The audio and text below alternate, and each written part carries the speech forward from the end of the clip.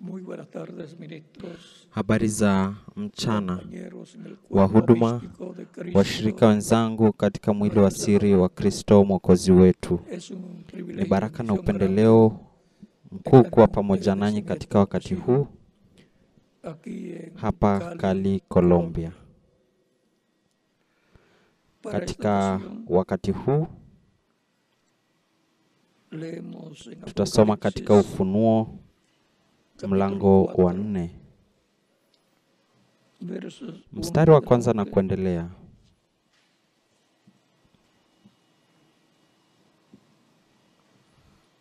Ambapo inatuambia, baada ya hayo niliona, na tazama mlango ukafunguka mbinguni, na sauti ile ya kwanza niliyosikia kama sauti ya baragumu ikinena nami ikisema, panda hata huku, nami nitakuonyesha mambo ambayo hayana budi kuwako baada ya hayo. Na mara nilikuwa katika roho, na tazama kiti cha enzi kimewekwa mbinguni, na mmoja ameketi juu ya kile kiti. Na mmoja ameketi juu ya kile kiti, na yeye aliyeketi alionekana mithili ya jiwe la yaspi na akiki, na upindo wa mvua ulikizunguka kile kiti cha enzi, ukionekana mithili ya zumaridi.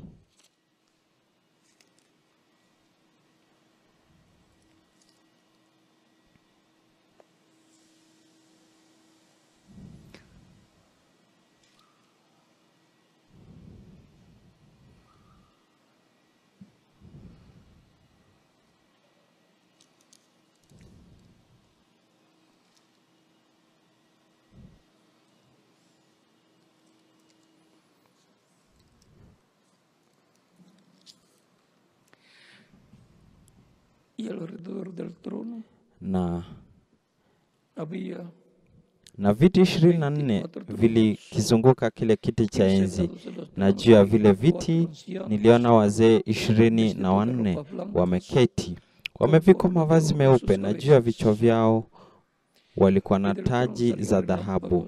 Na katika kile kiti cha enzi kunatoka umeme na sauti na ngurumo, na taa 7 za moto ziliwaka mbele ya kile kiti cha enzi, ndizo roho 7 za Mungu. Na mbele ya kile kiti cha enzi kulikuwa na mfano wa bahari ya kioo kama bilauri. Na katikati ya kile kiti cha enzi na pande zote za kile kiti walikuwako wenye uhai 4, wamejaa macho mbele na nyuma. Na huyo mwenye uhai wa kwanza alikuwa mfano wa simba, na mwenye uhai wa pili alikuwa mfano wa ndama, na mwenye uhai wa tatu alikuwa na uso kama uso wa mwanadamu, na mwenye uhai wa 4 alikuwa mfano wa tai arukaye. Na hao wenye uhai wa 4 kila mmoja alikuwa na mabawa 6, na pande zote na ndani, wamejaa macho, wala hawapumziki mchana wala usiku, wakisema, mtakatifu, mtakatifu, mtakatifu, Bwana Mungu Mwenyezi, aliyekuwako,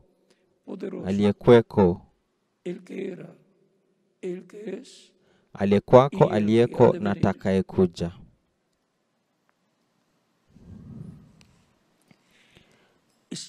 Na hao wenye uhai wanapompa yeye aketie juu ya kiti cha enzi utukufu na heshima na shukrani, yeye aliye hai hata milele na milele, ndipo hao wazee 24 huanguka mbele zake yeye aketie juu ya kile kiti cha enzi, nao humsujudia yeye aliye hai hata milele na milele, nao huzitupa taji zao mbele ya kile kiti cha enzi wakisema,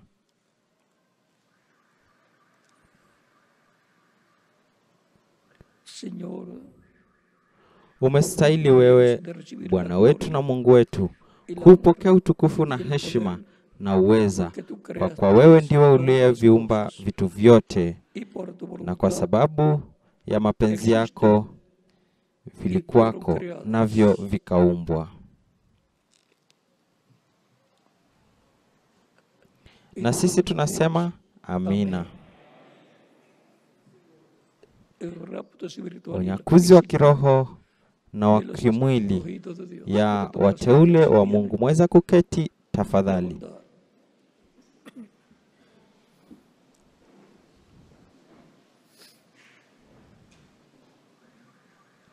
Katika maandiko tunayo ahadi ya kwamba kutakuwa na unyakuzi, kunyakuliwa kwa washiriki wa kanisa la Bwana Yesu Kristo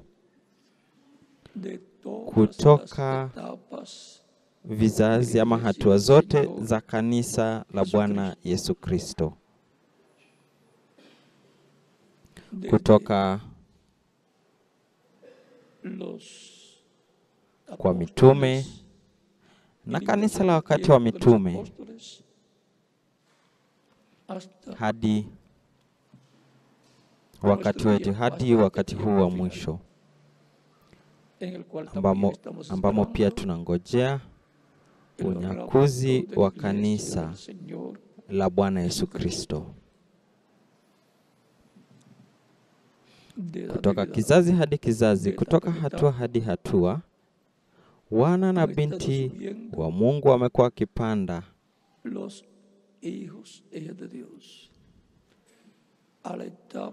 hadi hatua ambayo inaambatana nao kuishi.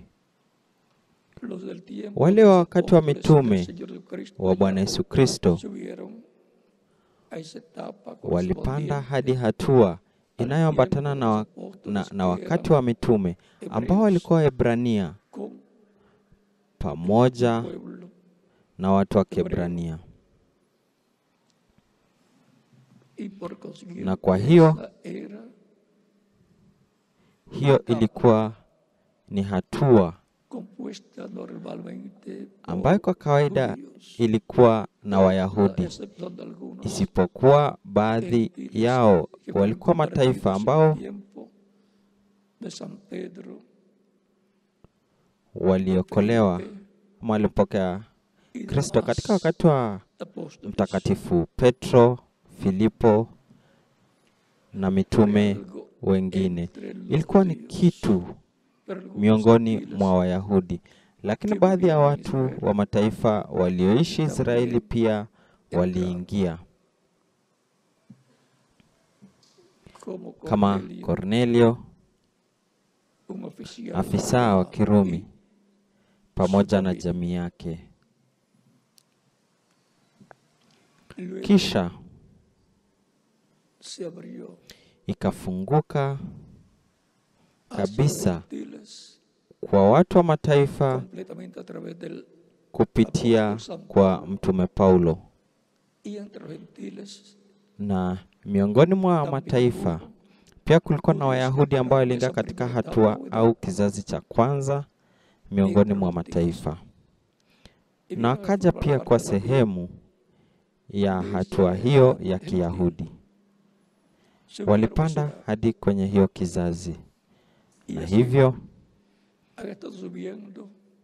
wamekuwa wakipanda, na kwa hivyo wamekuwa wakinyakuliwa hadi kizazi hicho katika uwanja wa kiroho. Na ndivyo imekuwa kutoka kizazi hadi kizazi hadi kufikia wakati wetu, ambapo tumekuwa tukipanda hadi kizazi cha neno kinachoambatana na wakati wetu, kama vile walivyopanda hadi kwenye kizazi kinachoambatana na wakati ambao waliishi wale wa hatua zilizopita. Kwa hiyo walipokea unyakuzi wa kiroho, kunyakuliwa ya kiroho hadi kizazi cha juu zaidi. Katika kila kizazi wamepanda juu zaidi hadi wakafikia kizazi cha dhahabu cha kanisa, ambaye ni kizazi cha juu la pembeni. Kila moja ya hatua ambazo kanisa limepitia, wamekuwa wakingojea kuja kwake Bwana, kwa kuwa aliahidi katika Ufunuo na pia katika Injili kulingana na Mtakatifu Petro, kulingana na Mtakatifu Marko na kulingana na Mtakatifu Luka na kulingana na Mtakatifu Yohana, ya kwamba angerejea ama angerudi. Lakini katika Roho Mtakatifu yeye amekuwa ndani na pamoja na kanisa lake tangu siku ya Pentekoste. Alirudi katika Roho Mtakatifu siku ya Pentekoste na amekuwa na kanisa lake. Akasema, mimi nipo pamoja nanyi siku zote hadi mwisho wa ulimwengu. Mathayo 28 mstari wa 20, na pia Mathayo mlango wa 18 mstari wa 20 inasema, palipo wawili au watatu wamekusanyika katika jina langu, mimi nipo papo hapo katikati yao. Amekuwa pamoja nasi, na hiyo ni katika Roho Mtakatifu, ambaye pia inashuhudia ya kwamba siku moja yeye atakuwa katika utimilifu wake katika kanisa lake na pamoja na kanisa lake, akitimiza kuja kwake kwa kanisa lake. Kwani alisema katika Ufunuo mlango wa 22 mstari wa 7, na tazama, naja upesi, heri yeye ayashikaye maneno ya unabii wa kitabu hiki. Hiyo ni kusema watakuwa wanayashika maneno ya unabii ya kitabu hiki, wale wa nyakati za mitume, kama vile Yohana ndiye aliyepokea ufunuo, wale wakati wa Paulo, na wale wakati wa kila mjumbe wa Mungu. Na kwa ajili ya kuja kwake Bwana katika siku ya mwisho, watakuwa pia wakiashika maneno ya unabii wa kitabu hiki,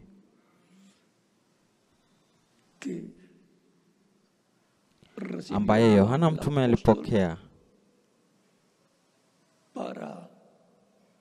ili kuyaandika,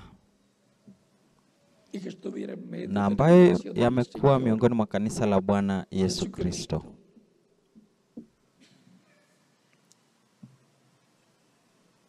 Katika siku ya mwisho, yule malaika mwenye nguvu anayeshuka kutoka mbinguni, ambaye ni Kristo,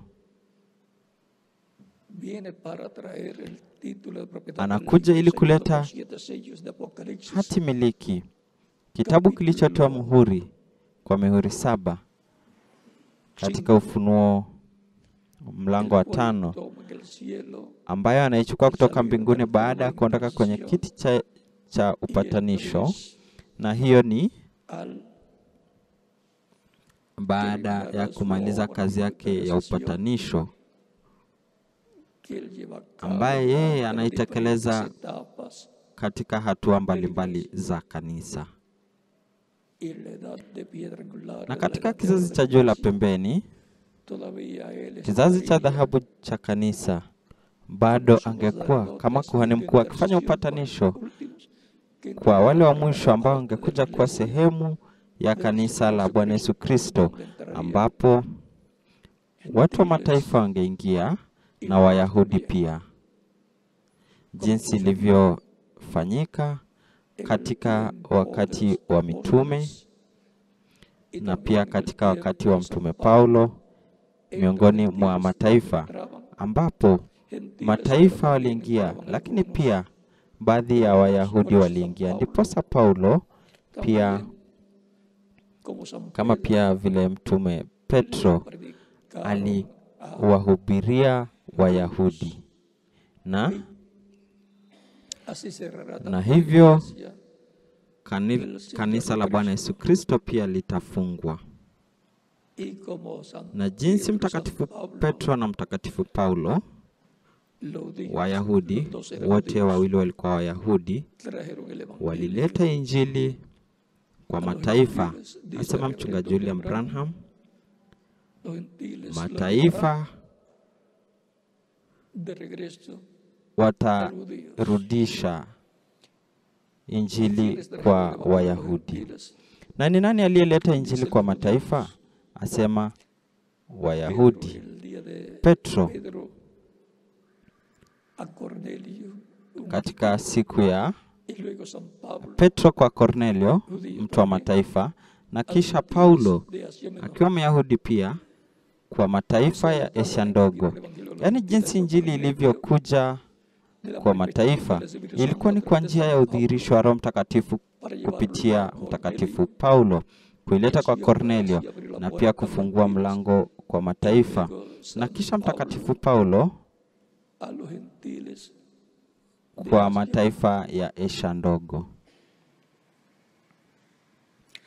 Lakini tazameni, Wayahudi pia waliingia katika Injili pamoja na Mtakatifu Paulo katika kisasi cha kwanza cha kanisa, kama vile Waebrania walivyoingia katika wakati wa Mtume Petro na mitume wengine waliokuwa pamoja na Bwana. Na hapo mlango ulifunguliwa na Mtakatifu Petro katika nyumba ya Kornelio. Mlango ulifunguliwa kwa sababu Mtume Petro ndiye aliyekuwa na funguo za ufalme wa mbinguni, ili kufungua mlango kwa zizi la Bwana, kufungua mlango wa kuingia katika ufalme wa mbinguni na kuja kwa sehemu ya kanisa la Bwana Yesu Kristo. Na kama vile Wayahudi walivyoleta Injili kwa mataifa, imeahidiwa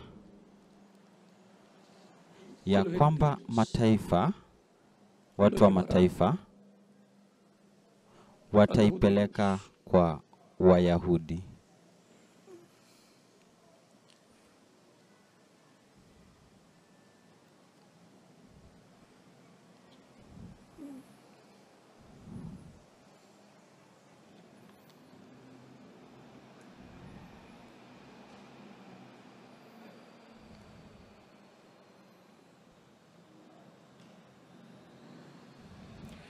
Ukurasa 30 ya kitabu cha vizazi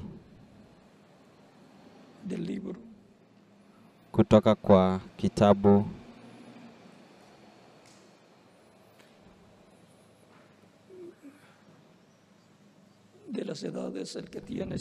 cha vizazi iliyo na ukurasa 431 na pia ile nakala iliyo na ukurasa 433 inasema kwenye ukurasa wa 109, sasa ni lini ambapo Injili itarejea kwa Wayahudi? Wakati ambapo kipindi cha mataifa kitakamilika. Injili iko tayari kurejea kwa Wayahudi. Kama ningeweza tu kuambia jambo ambalo liko karibu kutokea leo katika siku hii yetu. Jambo hili kubwa ambalo litatokea itaenda hadi Ufunuo 11. Tazameni jinsi Ufunuo mlango wa 11 inaunganishwa na kurejea kwa Injili kwa Wayahudi. Na ili kuweza kuwapelekea Wayahudi Injili, basi lazima iwe miongoni mwa kanisa la Bwana Yesu Kristo. Tazameni, na wale mashahidi wawili wakileta Injili tena kwa Wayahudi. Watapeleka Injili kwa Wayahudi kwa njia gani hao mashahidi wawili? Basi lazima waijue. Lazima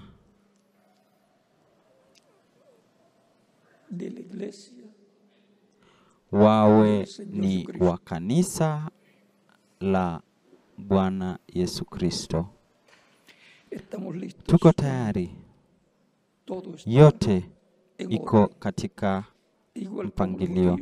Jinsi Mayahudi walivyoleta Injili kwa mataifa, mataifa kwa njia hiyo watapeleka Injili kwa Wayahudi na unyakuo utatokea.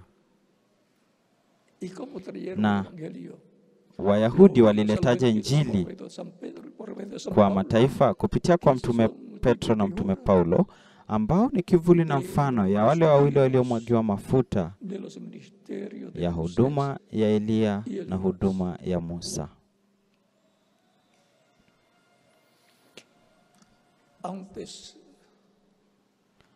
Kabla ya huduma za Musa na Elia,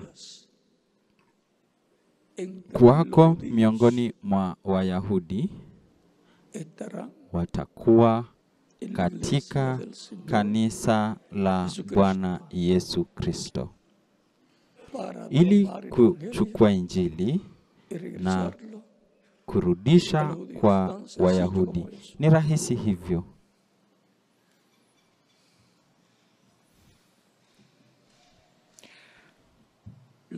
Ukurasa 458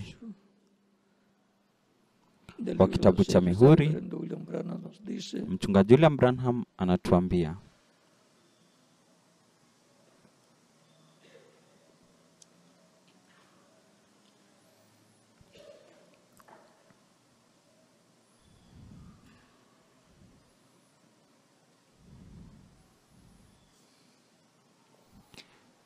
ukurasa 458 na 459 wa kitabu cha Mihuri, fungu 86 na kuendelea, inasema hivyo ni kati ya mhuri wa 6 na mhuri wa 7 ndipo anapoita hao watu ambao wametajwa na Yesu Kristo katika Mathayo 24 mstari wa 31, wakati ambapo baragumu inalia.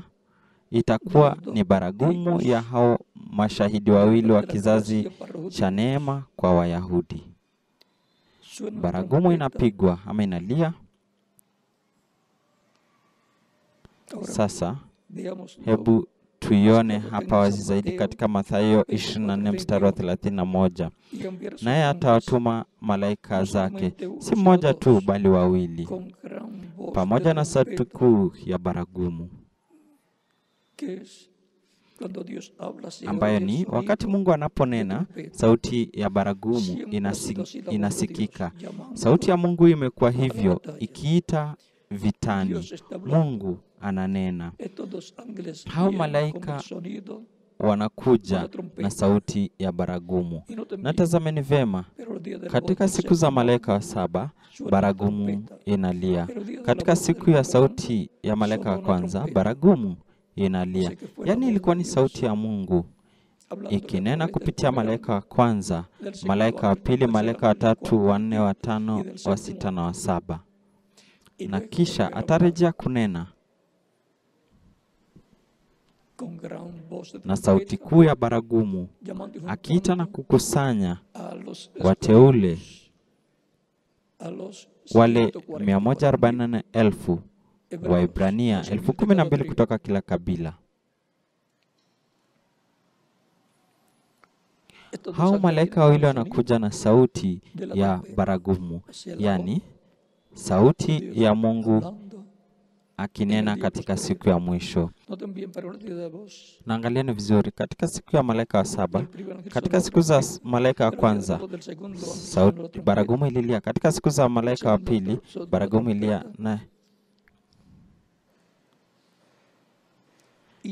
Na hivyo, na ilikuwa hivyo alipotuma kila mmoja. Lakini wakati ambapo zile mihuri 7 zilitangazwa, wote walikuwa katika karamu kuu ya kiungu ili kuita kundi la watu na kulikuwa na sauti ya baragumu moja tu, na mihuri 7 zilifunguliwa. Anawakusanya Wayahudi wateule kutoka pembe 4 za dunia.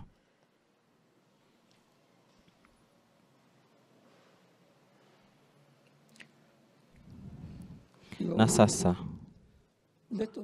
kwa hayo hatuwezi kueleza mengi, kwa kuwa Mchungaji William Branham anasema, kumbukeni ya kwamba yote inaambatana na mhuri wa 7 na mhuri wa 6. Na mengi yakielezwa, adui basi ataishika na kufanya uigaji. Kumbukeni ya kwamba kumekuwa na uigaji mwingi, na hivyo basi kile ambacho uigaji nafanya ni kuondoa, ama inavutia watu kwingine, na watu wanasema hii ndio kile ambacho mtu fulani anafanya. Uigaji unakuja mbeleni. Ikiwa ibilisi anajua jambo, anafanya uigaji ili ile ya kweli inapokuja watu waseme ni ile. Na kwa kweli interneti itaweza kuona uigaji mwingi.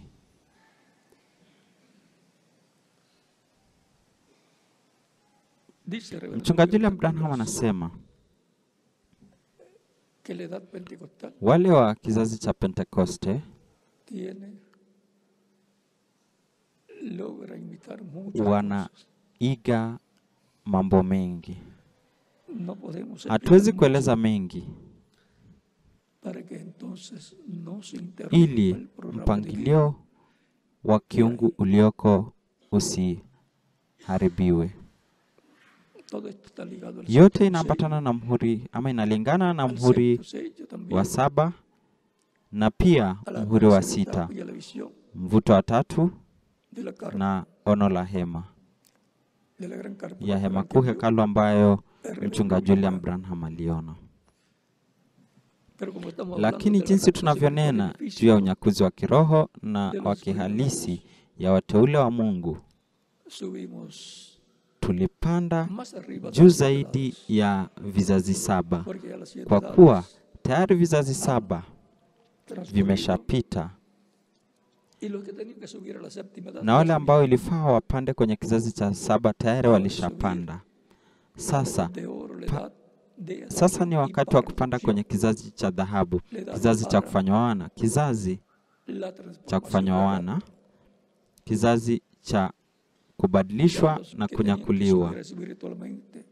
Tayari wale ambao ilifaa wapande kwa njia kiroho kwa kila kizazi wa vizazi 7 walishapanda na kawa na unyakuzi wa kiroho. Unyakuzi wa kiroho walipanda kutoka kizazi hadi kizazi, na sasa ni jukumu letu kupanda hadi kizazi cha dhahabu cha kanisa la Bwana Yesu Kristo. Hii ndio unyakuzi wa kiroho kwa waumini katika Kristo ambao watakuwa hai katika wakati huu wa mwisho. Na wale ambao wamefufuka tayari walishapanda kwenye kizazi chao, na wengine pia wa wale ambao wanapanda kwenye kizazi cha dhahabu cha kanisa, wengine pia wataaga, na watakaporejea watakuwa washahidi wa ufufuo. Kwa hivyo hakuna shida yoyote, hakuna tatizo lolote kwa waaminio katika Kristo wa wakati wetu ambao wataaga. Na kama mtu anataka kuondoka kwenda kupumzika, tunamgoja atakaporejea, asiwe na wasiwasi. Kile ambacho hatafanya tena ni kufanya kazi, kwa pale hawafanyi kazi ama hataenda kufanya kazi, bali atapumzika kutoka kazi za kidunia. Kazi, matendo iko hapa. Mtu yote akiogopa pruebas que vendrán, yale majaribu yatakayokuja, kwa hatua zitakazokuja, pues lo mejor es que basi Dios lo llame a descansar. ni vyema Mungu amwite apumzike, kwa kuwa Miedosos, wale wenye uoga no hay ningún trabajo para hakuna ellos. kazi yoyote kwao, No hay hakuna lugares para los nafasi miedosos. kwa waoga. Vean en el tiempo de Tazameni katika wakati wa, alikuwa ni nani? Wa Gideoni ama alikuwa nani? Dios le dijo, Mungu alimwambia habían como walikuwa kama 30,000. 30,000, Dios le dijo, na "Son Mungu muchos". akamwambia hao ni wengi. Es que aquella Ni ya kwamba batalla ile era vita ilikuwa valientes kwa soldados wajasiri, valientes. wanajeshi jasiri. Le dijo, los que Akamwambia se casaron, wale ambao walikuwa wametoka kuoa, están de luna de miel, waliokuwa los que tienen katika poco tiempo de fungate, casado, ambao walikuwa wameoa tu warudi, y los que, na ¿cuáles otros eran? wale wengine walikuwa nani? Los que Wagani? o casan Wale ambao walikuwa na nyumba mpya, wale ambao walikuwa wamenunua nyumba, kitu kama hiyo, se regrese. ya kwamba warejee. A lo mejor esos dijeron, qué bueno, Huenda baadhi yao nos libramos de walifikiri, esa guerra. heri wametuepusha na vita hivyo, wametuepusha na hatari hizo, kutokana na hatari hiyo. O sea, ahí no fue obligatorio el Yaani huko ir haikuwa ni lazima waende vitani, y Dios haikuwa le ni dijo, lazima "Todavía kwenda son vitani. muchos". Na Mungu akamwambia O sea, bado que una wako cantidad wengi, grande. idadi bado ilikuwa ni kubwa. Los que Wale tiemblen en la wanaotetemeka guerra, los que katika tengan vita, miedo, wale wanaogopa baadaye, se pueden ir. ama wale ambao wataogopa wanaweza kuondoka. Toda esa gente Watu hao wote miedosa. wenye ¿Qué puede uoga, producir un miedoso?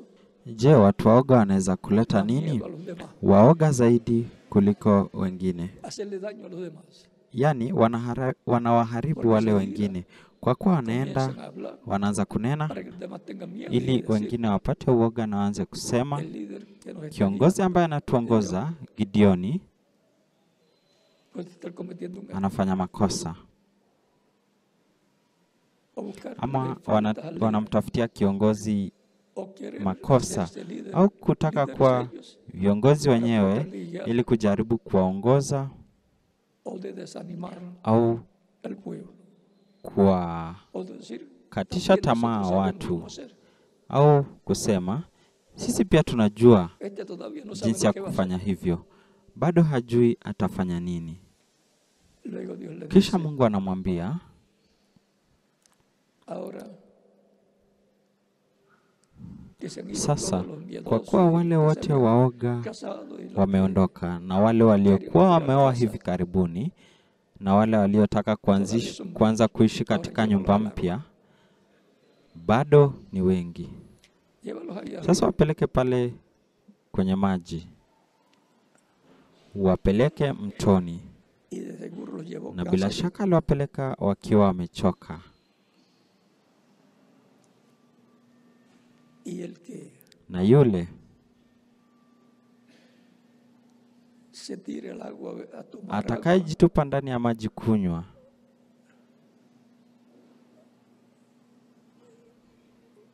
eso por lo aparte. waweke kando. Y los que tomen agua Na con wale la mano, watakaokunywa maji kwa mkono, vigilando, wakiangalia, eso es por lo aparte. wakiangalia kwa makini, waweke kando. Y a los demás los manda para Na wengine wote waambie waondoke. y se vayan. Los que se tiraron a tomar agua, Wale waliotupa, esos mándalos también waliojitupa fuera. ndani ya maji ili kunywa, Porque na hao esos pia descuidaron por watoe tomar nje, agua, kwa sababu kwa kutaka tu kunywa su maji responsabilidad. walisahau wajibu wao. Pero los que con cuidado Lakini wote waliokuwa waangalifu wakachota maji kwa mikono con la na lengua. kuyanyonya kwa ulimi, Quédate con eso. baki nao. Y se quedó con, eran solamente como Na 300. kabaki na, ilikuwa kama watu 300. No es la cantidad, Sio wingi, es la ni calidad del ubora wa mwanajeshi.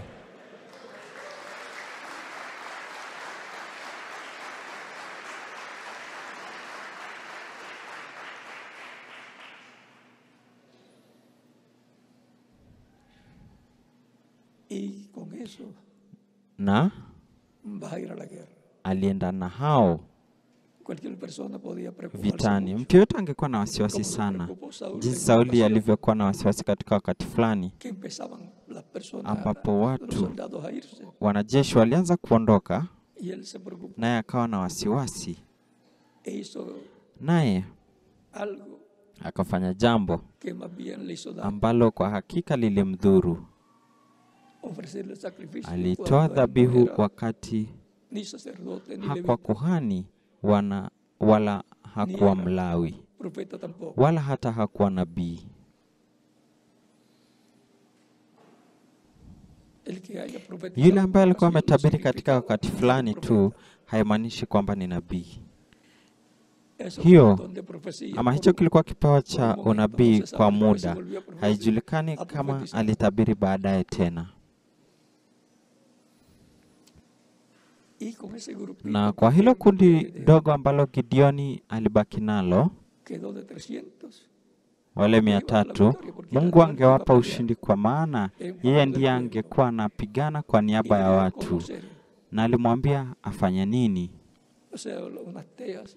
Yani Fue el de las alikuwa teas na encendidas mienge zile za mwangaza, con un, tapándolas con un cántaro akazifunika kwa vyungu, y saliendo. kisha dio a Gedeón wakatoka. también Mungu la alimwonyesha oportunidad de Gideoni acercarse pia, a ellos durante nenda la noche ukaribia wao usiku, a los enemigos. kuwakaribia hao adui. Y allá había Na tenido un huko sueño mmoja alikuwa ameota ndoto, y lo estaba contando y él alikuwa oyó. akisimulia na Contaba Gideoni otro y él akasikiliza, oyó. Y en el akimweleza sueño decía mwingine, que un pan Gideoni alisikia. había rodado Na katika ile y ndoto kulikuwa na había mkate impactado el ejército, uliokuwa campamento, y lo había unajirusha, destruido, algo así. unagonga kambi ya jeshi na kuibomoa, Y kitu el kama hiyo. otro que estaba escuchando Na yule dijo, alikuwa akimsikiliza "Es akasema, Gedeón, la espada huyo de ni Gedeón". Gideoni, upanga wa Gideoni.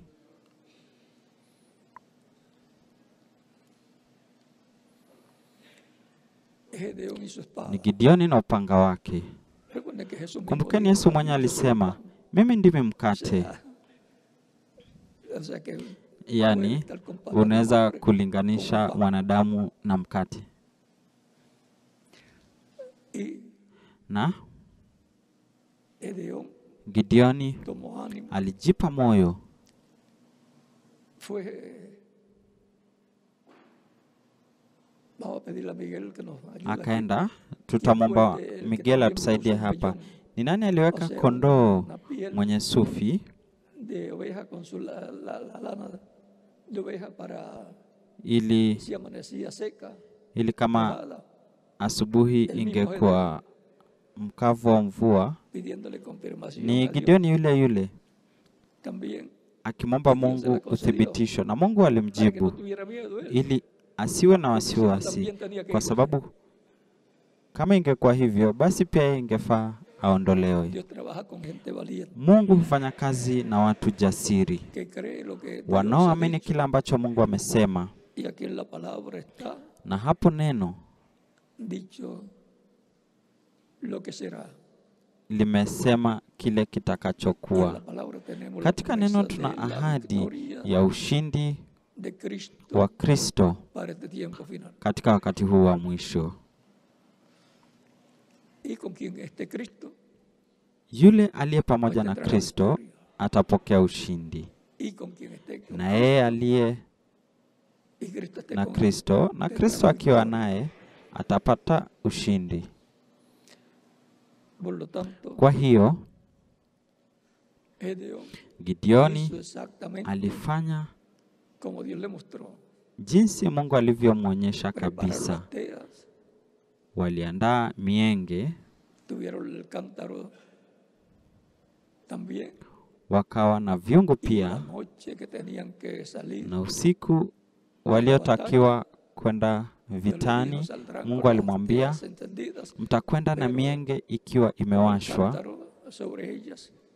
lakini imefunikwa kwa vyungu.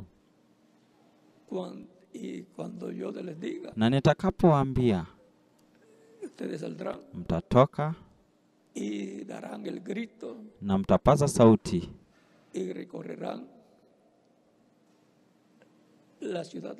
na mtazunguka mji. Miguel anaweza kueleza hiyo baadaye. Mtakapovunja vyungu wakati ufaao, mtapaza sauti. Wale watu wapinzani wangeona mwanga mwingi, wakaona kwamba ni jeshi kubwa. Na pia ilikuwa ni katika wakati wa Gideoni ambapo kuta zilianguka. Ni Yoshua. Msichanganyishe hizo matukio mbili. Lakini Mungu ni Mungu yule yule. Yule aliyempa Yoshua ushindi ni yule aliyempa Gideoni ushindi pia. Tazameni, ilikuwa ni kitu rahisi. Kwa njia rahisi. Kwa njia rahisi Mungu alikuwa anaenda kuwapa ushindi. Kumbukeni ya kwamba watu lazima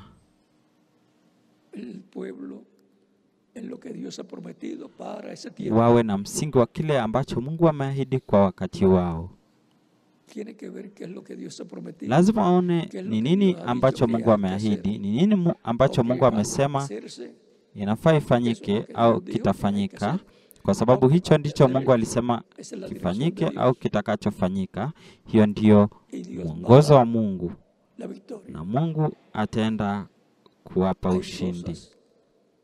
Kuna mambo yanayopaswa kufanyika katika wakati wetu, na hayo yatatambulisha watu wa wakati wa mwisho ambao Mungu yuko nao. Na mvuto wa tatu itatimia.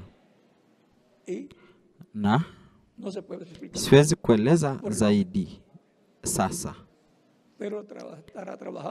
lakini mko mnafanya kazi kwa yote ambayo inahusiana na mvuto wa tatu.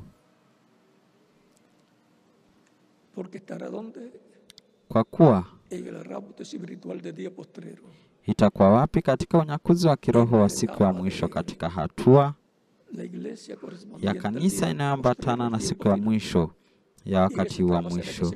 Na hatua hiyo ndiyo ahadi zote za kiungu zitatimia, mvuto wa tatu na mambo yote ambayo yanahusiana na mvuto wa tatu. Na ufufuo katika Kristo, kubadilisha kwa wale walio hai, na kwa njia ya kihalisi unyakuzi wa kihalisi kwa wale ambao tayari walikuwa na unyakuzi wao wa kiroho, wale wa vizazi vilivyopita na wale wa wakati wetu pia. Unyakuzi wa kiroho na wa kihalisi ya wateule wa Mungu, ambao watakuwa nasikia nini? Sauti kuu ya baragumu au baragumu ya mwisho. Sauti ya Mungu kwa ajili ya siku ya mwisho. Kila wakati sauti ya Mungu, Mchungaji William Branham anasema, inasikika kama baragumu. Ni sauti ya Mungu kwa ajili ya kanisa la Bwana Yesu Kristo. Katika kizazi cha kwanza baragumu ililia. Ilikuwa ni sauti ya Mungu kupitia kwa nani? Kupitia kwa Paulo. Na ikaenda hivyo kutoka hatua moja hadi kingine, ili wale ambao wamenyakuliwa kwa njia kiroho wapande hadi kwenye kizazi kipya. Na ni hivyo kwa ajili ya wakati wetu pia. Na kila wakati tutakuwa tunasikia sauti ya Mungu nuestro tiempo. kwa ajili ya wakati wetu, Y también conociendo na pia tukitambua fue la voz de Dios para kile kilichokuwa sauti ya Mungu kwa ajili ya kila hatua ya kanisa la Bwana, na kilichokuwa ni sauti el ya tiempo de la Mungu ley, katika wakati wa Torati au sheria, katika wakati wa Musa, na kipindi chote kinachoambatana na Musa la ley na Torati de Dios para el ya pueblo, Mungu kwa ajili ya watu wa Kiebrania. Na pia llegando hasta el Génesis, ikienda hadi mwanzo na kuona kile kilichokuwa sauti ya Mungu pale katika mwanzo kwa Adamu, y para Eva era kwa la Hawa. voz de Dios a través de quién? Na kwa Hawa ilikuwa ni sauti ya Mungu, ilikuwa ni kupitia kwa nani? Kupitia kwa Adamu. Así Na siempre ha sido imekuwa hivyo, la voz de Dios. na sauti ya Mungu kila wakati imekuwa Importante hivyo. saber Na hivyo ni muhimu kujua, kutambua sauti ya Mungu ni gani katika wakati ambapo mtu anaishi. si pierde eso, Ukipoteza hiyo, pierde unapoteza la bendición baraka de rapto espiritual. ya unyakuzi wa kiroho, ili baadaye Parte en el rapto uwe natural, na sehemu katika unyakuzi wa kihalisi ambao utakuja. el rapto espiritual y el rapto Unyakuzi wa kiroho na unyakuzi wa kihalisi escogidos kwa de Dios. wateule wa Mungu. Que la bendición de Cristo Hebu na le baraka za sea Kristo malaika cada uno agano de ustedes. ziwe juu ya kila mmoja wenu, Nos hable directamente a na nuestra tunene alma moja cada kwa día, moja kwa nafsi zetu kila siku, porque tenemos que kwa oírnos. kuwa ¿Para qué?